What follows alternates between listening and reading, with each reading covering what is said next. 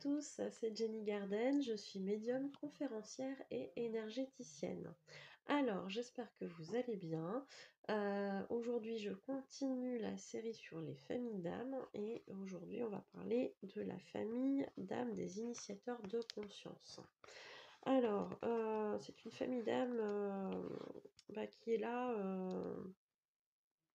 je dirais, pour éveiller les consciences. Éveiller les consciences pour faire évoluer la planète. Alors en fait, ces âmes, elles vont être là souvent, pas forcément pour une courte durée, quoique, oui, c'est possible, mais elles vont avoir une action.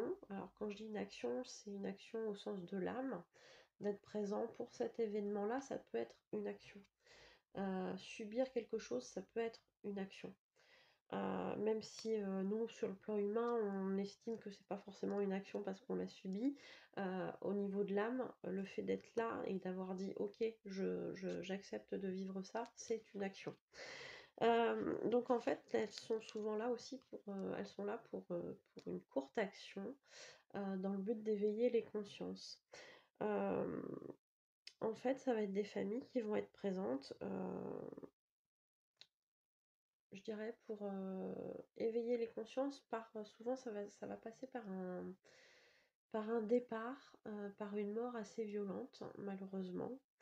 Ça va être quelque chose d'assez spectaculaire. Ça va être, par exemple, des tremblements de terre, des catastrophes naturelles, je sais pas, des cyclones, des tornades, des catastrophes, dans les transports, des choses comme ça. Mais pas que. Il y a aussi, des attentats. Alors je sais que c'est un sujet délicat que j'aborde. Souvent les âmes qui font partie des initiateurs de conscience, et bien effectivement, elles vont partir en masse. Elles vont partir en masse par des phénomènes assez violents,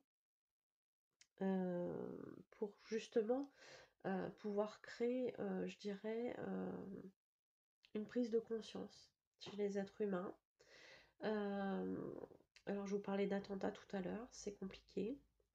Mais effectivement, une âme qui va avoir choisi quelque part de partir de cette façon, bien évidemment, il va y avoir de la souffrance, il va y avoir de la peur, il va y avoir de la violence à un degré extrême. Je dirais que c'est peut-être pas tout à fait la même chose qu'un départ avec une catastrophe naturelle, par exemple, même si ça peut susciter les mêmes émotions.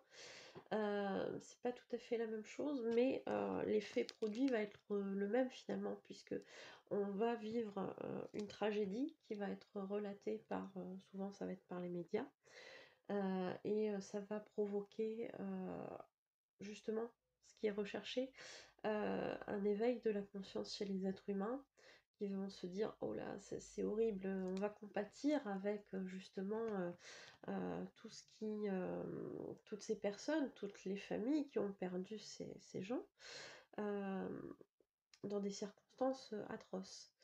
Euh, donc l'éveil des consciences, il va en passer par là, malheureusement. C'est-à-dire que l'être humain souvent ne réalise les choses horribles que lorsqu'il les vit ou lorsqu'il en est témoin. Donc humainement parlant, c'est compliqué, c'est très difficile, mais parfois, malheureusement, effectivement, il y a besoin de ce genre de choses pour que l'être humain puisse prendre conscience de ça, et ne pas répéter les mêmes erreurs. Donc en fait, effectivement, il va y avoir des âmes qui vont avoir choisi de de terminer leur incarnation de cette façon-là, de façon très violente, de façon très difficile, en tout cas sur le plan humain. Et ça peut paraître fou de choisir ça. Effectivement, je le conçois et je suis pas du tout en train de justifier quoi que ce soit. Je suis pas en train de dire que ces choses-là, elles sont justes. Pas du tout. Sur le plan humain, ça reste des atrocités, ça reste des choses violentes, ça reste des choses horribles, mais effectivement, sur le plan de l'âme, euh, on peut considérer que ces âmes qui ont choisi de vivre ces expériences, pardon, effectivement contribuent à l'évolution de, de l'humanité d'une certaine façon. Donc c'est toujours pour un mieux.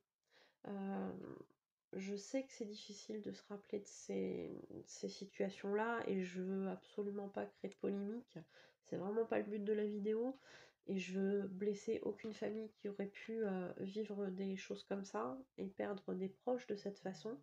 Mais effectivement, quand on perd quelqu'un de cette façon, par une catastrophe naturelle par exemple, vous voyez bien tout ce qui se passe derrière.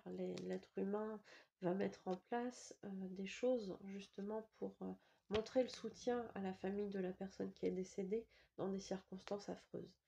Donc effectivement, il y a cette forme de soutien de masse qui arrive pour contrecarrer quelque part la catastrophe très difficile qui a pu se produire juste avant.